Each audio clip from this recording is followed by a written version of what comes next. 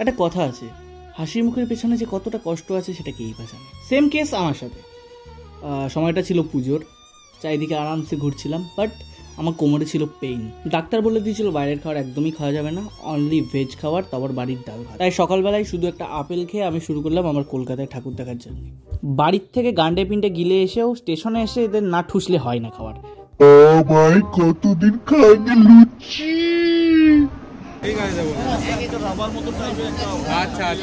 পরোটা কিভাবে ম্যাগির মতো খেতে হয়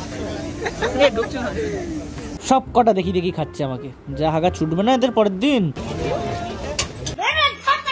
এট লাস্ট একটা কুলফি আমার কপালে জুটলো। বাইরে যতক্ষণ হাঁটছি আর যেতে ইচ্ছা করছে না, আর ভেতরে যখন ঢুকেছি আর বেরোতে ইচ্ছা করছে না। এত সুন্দর দেখতে জায়গাটা, ঠান্ডা। শুধু ঘুরলেই হয় না, লাইফে একটু এনজয়মেন্টও দরকার। তাই লোকের বাড়ির বেল বাজিয়ে আমরা দিলাম দৌড়।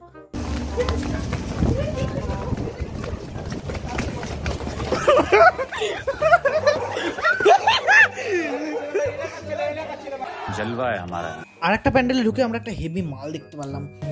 না এই মালটা ভালো, কি নাম? সুশান্ত মাল। বাবা বাবা, দেখে মনে হচ্ছে ভদ্র বল। হ্যাঁ মাল তো।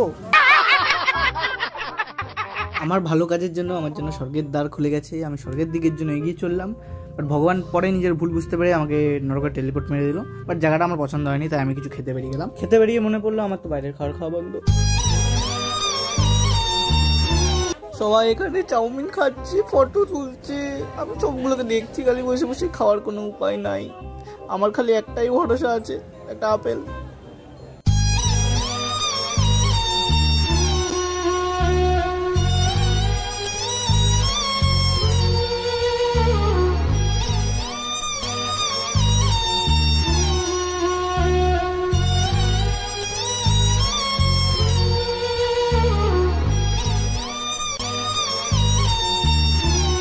তারপর যাওয়ার সময় আমরা একটা কেকের দোকানে ঢুকলাম, কিছু কিনতে না, একটু এসির হাওয়া খেলাম, দিয়ে কিছু না কিনে পালিয়ে এলাম। তারপর একটা প্যান্ডেল দেখতে গিয়ে আমরা এত লম্বা একটা লাইন দেখতে পেলাম, যা ঢোকার ইচ্ছা তো করছিল না, বাট একটা গ্যাপ দেখলাম যেখানে লোকের খেয়াল ছিল না, ওই গ্যাপ দিয়ে আমরা লাইনে ঢুকে গাই মাঝখানে। সময় গাইস লাইনে দাঁড়িয়ে ট্রিক খেলতে হয়, ট্রিক। আমরা মাঝখানে লাইনে ঢুকে এতদূর পৌঁছেও গেলাম, দাদারা এখনো পেছনে বাকি। লাইনে দাঁড়ানোটা ওয়ার্থ ইট ছিল, দারুণ বানিয়েছিল প্যান্ডেলটা, ভেতরটা পুরো লাগছে একটা আলাদা জগৎ।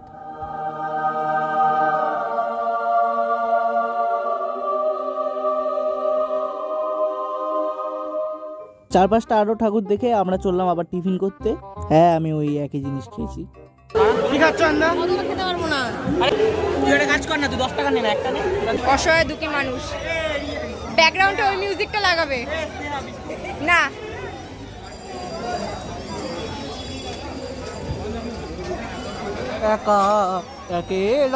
খেতে পারবো না বলে সবাই আরো বেশি করে দেখি দেখি খাচ্ছে।